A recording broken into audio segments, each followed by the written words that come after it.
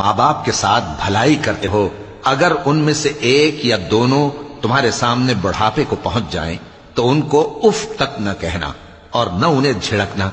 اور ان سے بات ادب کے ساتھ کرنا، اور عجز و نیاز سے ان کے آگے جھکے رہو اور ان کے حق میں دعا کرو کہ اے پروردگار، جیسا انہوں نے مجھے بچپن میں شفقت سے پرورش کیا ہے، تو بھی ان کے حال پر رحمت فرما، جو کچھ تمہارے دلوں میں ہے تمہارا پروردگار اس سے بخوبی واقف ہے۔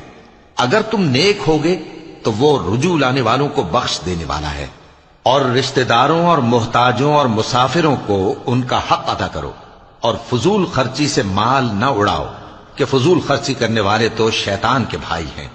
اور شیطان اپنے پروردگار کی نعمتوں کا کفران کرنے والا یعنی ناشکرا ہے۔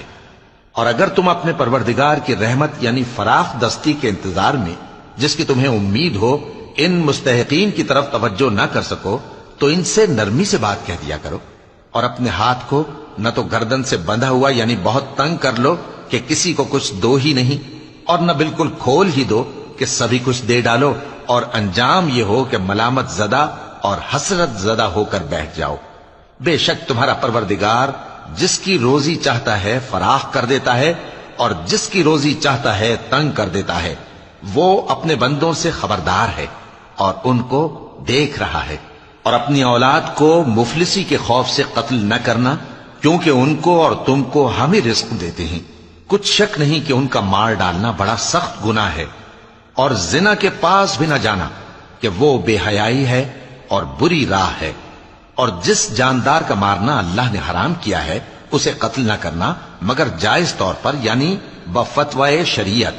اور جو شخص ظلم سے قتل کیا جائے ہم نے اس کے وارث کو اختیار دیا ہے کہ ظالم قاتل سے بدلہ لے، تو اس کو چاہیے کہ قتل کے قصاص میں زیادتی نہ کرے کہ وہ منصور و فتح یاب ہے۔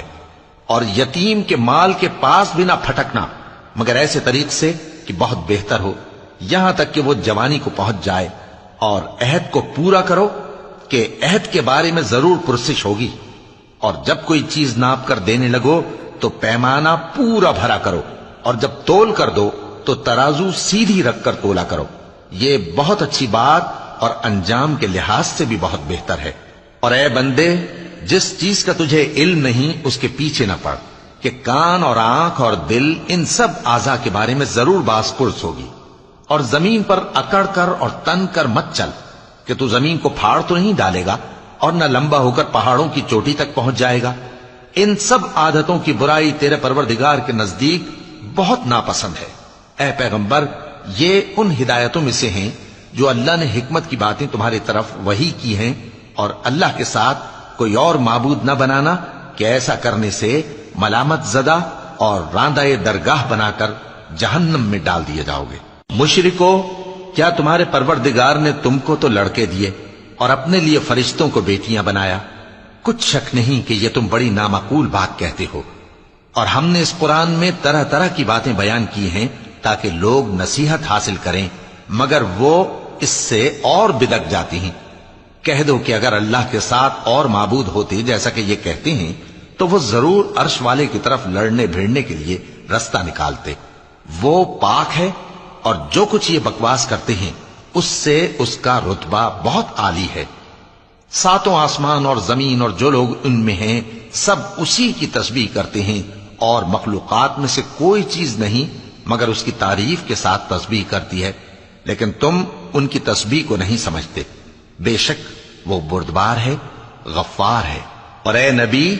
جب تم قرآن پڑھا کرتے ہو تو ہم تم میں اور ان لوگوں میں جو آخرت پر ایمان نہیں رکھتے چھپا ہوا پردہ یعنی حجاب ڈال دیتے ہیں،